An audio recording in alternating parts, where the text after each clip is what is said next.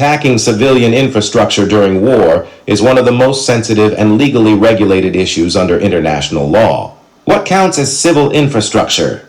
Civilian infrastructure includes power plants, water systems, hospitals, schools, roads, bridges, if mainly civilian use, telecommunications networks, residential buildings. These are generally protected under international law. 2. Core legal principle. Distinction.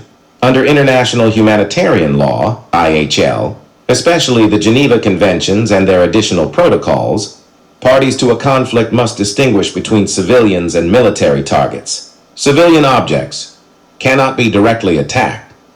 Military objectives can be attacked. 3. When does attacking infrastructure become a war crime?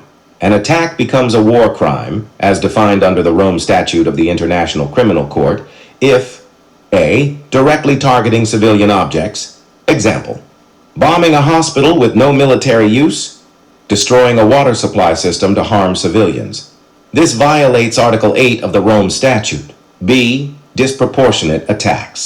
Even if the target has some military value. If expected civilian harm is excessive compared to military advantage, it is illegal. Example: destroying a power grid serving millions just to disrupt a small military unit. C. Indiscriminate attacks. Attacks that cannot distinguish between civilian and military targets. Use of weapons or methods that strike broadly without control. D. Attacking objects indispensable to survival. IHL specifically prohibits attacking water supplies, food production systems, agricultural areas.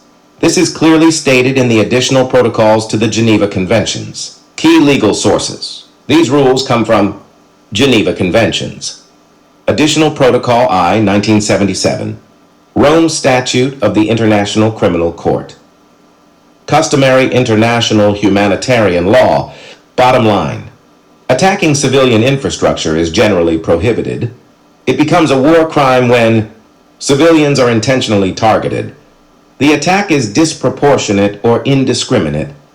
The governing law is international humanitarian law, especially the Geneva Conventions and the Rome Statute.